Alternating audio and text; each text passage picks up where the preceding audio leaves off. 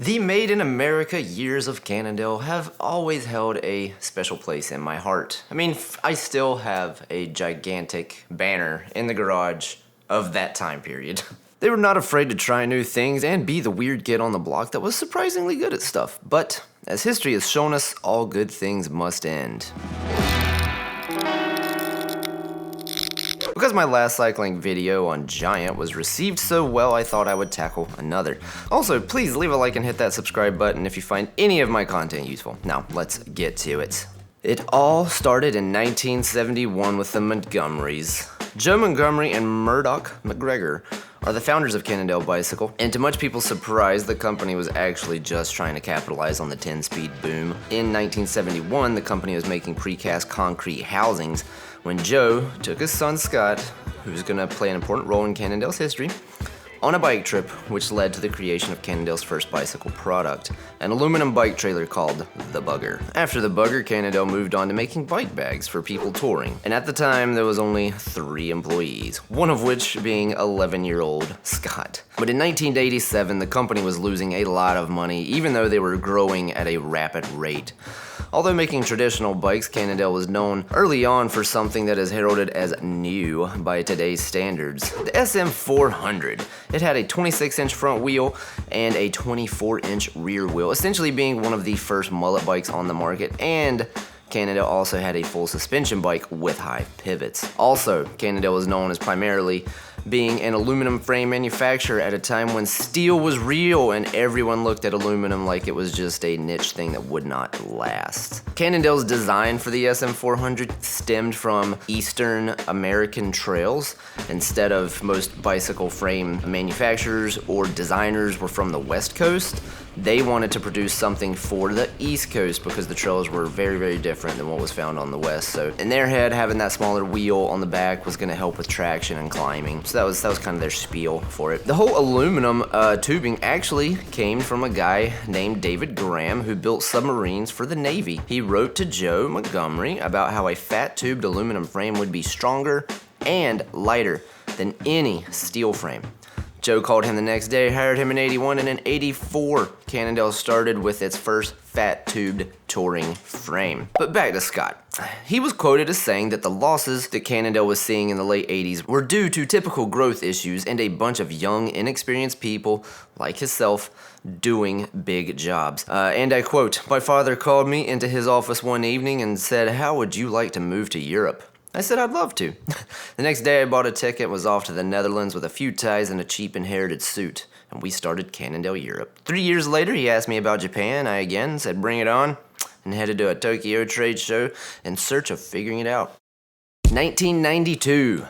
This was a huge year for Cannondale. The European market was booming, and Cannondale was at the forefront of bringing mountain bikes to Europe. They had rigid bikes, front suspension bikes, and even full suspension bikes at the time. Basically, think of Cannondale as one of the big reasons mountain biking even was brought to Europe, because essentially at the time this was an American sport. All of this increased revenue allowed them to bring in some professional staff and really increase their volume and become excellent manufacturers in the US, opening up a manufacturing plant in none other than Bedford, Pennsylvania. Cannondale then hired Mario Golasso? It's me, Mario. Who later went on to be a key leader in Fox suspension. Joe really wanted to have a company that was self-sufficient as possible and in turn be more profitable. Cannondale developed their own suspension, brakes, cranks, stems, and anything they could and termed it as their Cannondale Systems technology. The next big propeller on the Cannondale ship was the mountain bike team. At the time, Cannondale was doing grassroots racing with the New Balance Cannondale team. Scott was racing a lot. It was actually helping the brand to grow, but after being abroad for like 6 years, he just really wanted to finally return home to America. To do this, he pitched to his father the idea of a global mountain bike race team, and his father's only caveat was that it had to be self-supported. This is where Volvo came in, and the rest was history with the inception of the infamous Volvo Cannondale team. This team played a much more pivotal role for Cannondale than a lot of people think. At the time, a lot of the manufacturing and designing processes were just done in-house. You have, in-house testers, that kind of stuff. And for Cannondale with this team, this was the first time they had professional riders coming in telling them, hey, we know we're racing for you. We know we are on Volvo Cannondale team. This bike sucks. And this is what you need to do to make it better. So now Cannondale, for the first time, was taking input from professional riders and making their bikes to the professional riders' specs. Now, even though this may seem like a footnote in today's video, it is a very important point that needs to be made that Cannondale went public. They were openly traded on the stock market, and even Scott admitted that the pressure was on to keep growing and innovating. And boy, innovate they did.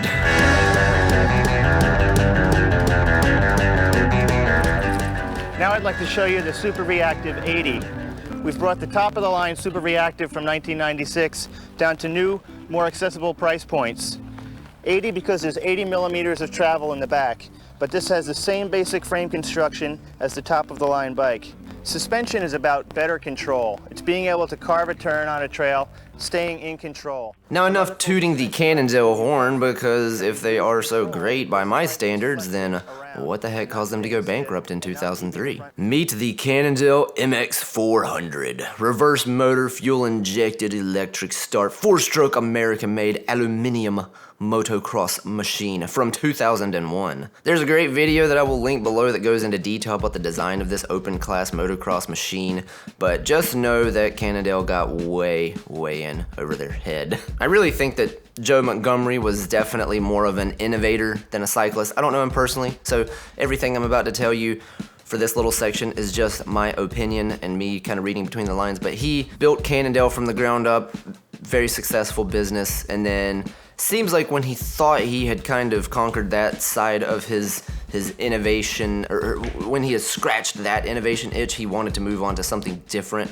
which is where the motocross came in. But anyway, let's go into how they got into over their head with motocross. For instance, though, the new engine that Cannondale had, because Cannondale wanted everything to be, you know, in-house, built from the ground up. So they were redesigning the motocross bike. They weren't just slapping their name on something that's already been done. They're redesigning it. The new engine that Cannondale had needed a larger airbox, so in Cannondale's infinite wisdom, they spent a ton of money routing the airbox to an opening being behind the number plate through the frame of the bike.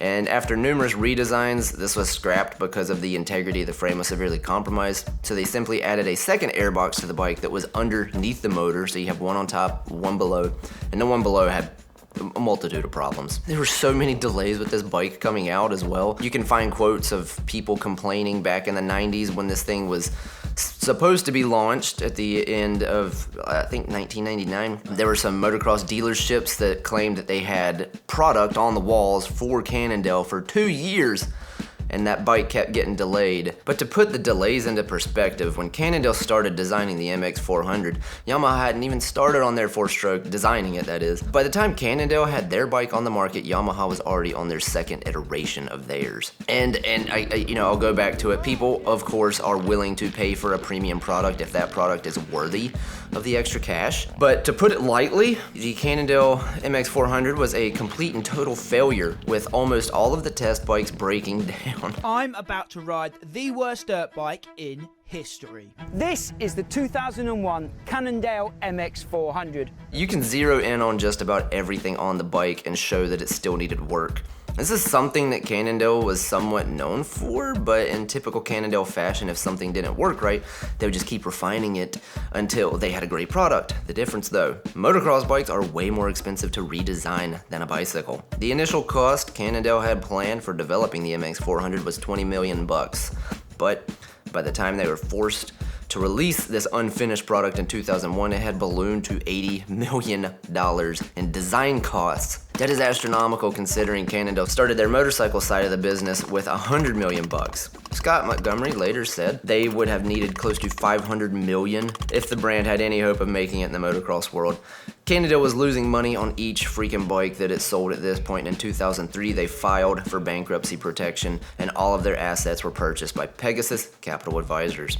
Now, Pegasus sold off the motorsports division and supported the American-made bicycle version of Cannondale for 5 whole years, where the company was again sold to Darrell Industries, and the Cannondale we all knew and loved shut its doors and ceased to be an American company. To wrap it up, I think it all started with them going public. That kind of pressured them to continuously innovate and grow. You do want to grow, but in my opinion, you kind of want to grow at your pace, not somebody else's pace. And then whenever they tried to tackle the motocross industry, after people like Harley Davidson even tried to get into the sport, they couldn't cut it. Cannondale thought they were going to change that entire industry with their new product, and yeah, it was a little bit harder than they thought. So coming out with their motorcycle brought down both companies at the same time. And in 2008, that is when Bedford kind of shut its doors, and even the shop that I'm with stopped working with Cannondale because of this. I don't know how Cannondale is now. I haven't dealt with them in a very, very long time. So that's what I got for you. That is why Cannondale Bicycles went completely belly up. Let me know who you'd like to see in the next video, and I will see everyone later. Bye-bye.